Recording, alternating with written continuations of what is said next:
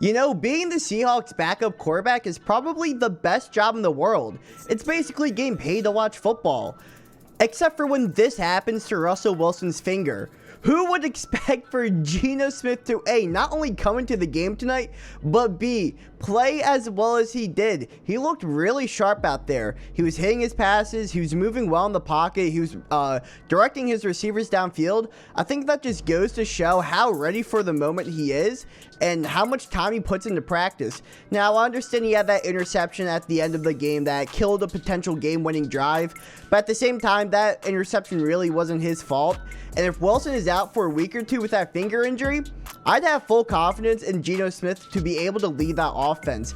DK Metcalf also ended up matching up really well against the Rams secondary, had a touchdown in a little under 100 yards, and, just continues to be the dominant receiver he is. But for the Seahawks, your defense has to get better. You played well against the 49ers last week. I believe only 17 points allowed, and honestly, 23 points against an elite offense like the Rams isn't the worst thing in the world. But hey, Russell Wilson may be out right now for who knows how long. Maybe it's only a couple weeks. Maybe he's not out at all. But championships are won on defenses. If you guys want to make a deep playoff run, you have to fix that defense. It's been bad for the past couple of years. It's been bad this year, and it will continue to be an issue for Seattle. Meanwhile, for the Rams, they end up improving to 4-1 and are looking like the most well-rounded team in the league. And a lot of that comes from the offense. I don't know how, but Deshaun Jackson is still a very lethal deep threat, even into his mid-30s. And Stafford did look good. He had a touchdown, and he had over 360 yards, but he looked shaky at times, but that was probably mainly due to his middle finger injury. He actually also has a finger injury, along with Russell Wilson. Some crazy things going on there. He had one really bad pick, but once again, probably due to the finger. And I know Troy Aikman was saying that the defense, you can't be too happy with it. 17 points allowed, I'm fine with it. Like, I understand that Seattle's offense didn't have Russell Wilson and a couple other key players, but still, you have to be happy with 17 points allowed. That's how I measure defenses, and that's how you should measure defenses.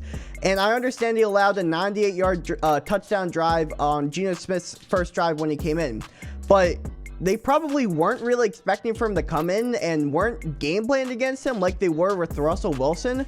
So you gotta give a little bit of leeway there. They still played really well, forced a couple of turnovers. Honestly, if I'm Rams fans, I'm happy with how Raheem Morris is currently running that defense. Alright, now let's talk about my favorite player of the night. Michael Dickson doing a double punt. And me, and I'm sure with pretty much the rest of America who was watching this game, thought immediately, wait, that's a penalty. Why would he do that? But like a true Aussie Rules football player, he picked it up after it was blocked and just kicked it away.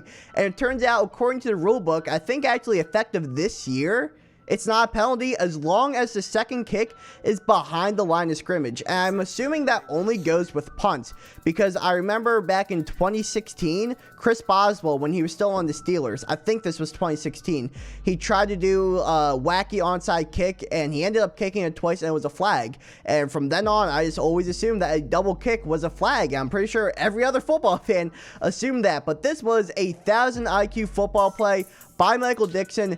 Not only great job just being aware of where the ball was, great job on the scoop picking it up. That ball had some weird spin to it. Dickson was just able to scoop it up effortlessly and got off a punt that went down to the 11. This was single-handedly not only the weirdest play of the night, but also the best play of the night, and I'm so happy I got to watch it live.